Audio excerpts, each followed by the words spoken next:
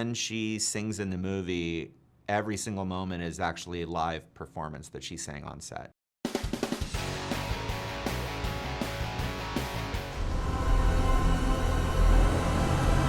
I'm Lucky Flickerman, first ever host of the Hunger Games. Enjoy the show. 5, 4, Enjoy the show. 3, 2. Enjoy the show. Run.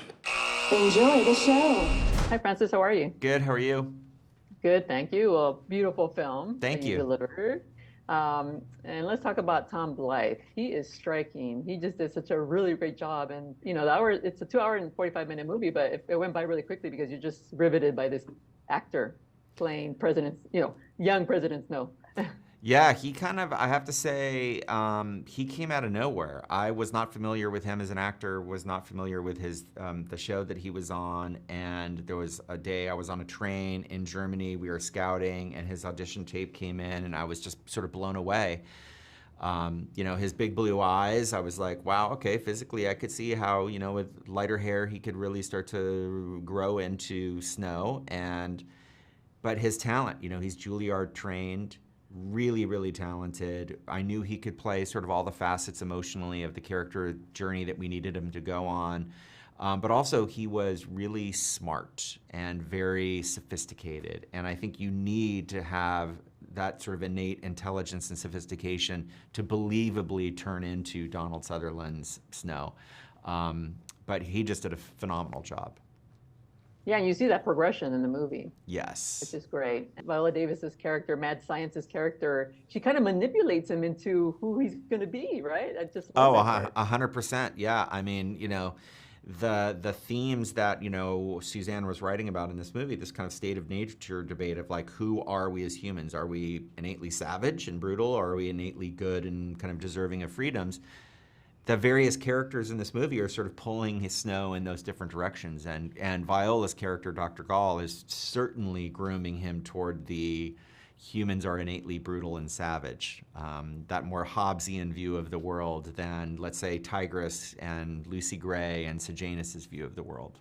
Rachel Zegler sang on set, so what we're hearing is her singing on set. That's amazing. Correct. Yeah. So we did do pre-records, but that's for like album versions and things. But when she sings in the movie, every single moment is actually a live performance that she sang on set. So whether she's in a forest, by a lake, in the games, on a stage, always live.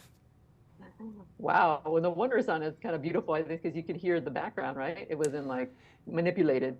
We actually, so yeah, when she's, on stage, we actually got these sort of period, like 1930s mics that were like really pumped through PA systems. So we could record her voice kind of clean through the mic, but also record the rooms through the PA system. But that way, all the background could hear her singing live, and she could respond to the background, responding to her singing. And, you just create a much more authentic atmosphere. And you get a concert too.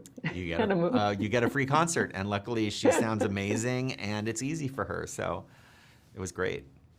And why did you want to return? You obviously directed the other movies, so when I saw your name, I was like, oh, okay, he wants to continue. Usually it's the opposite, somebody will come in you. So why did you want to continue the story? I mean, I love the stories. I love the world. I love working with Suzanne. I love working with Nina. We had time off, there were no plans originally after the Mockingjays for any other books. And so it was great to take a break, go off and do, a couple other movies, a TV show, and then get surprised by this new book. And so the opportunity to come back and tell a very different kind of story and do some new world building and work with these people that I really love again, was great.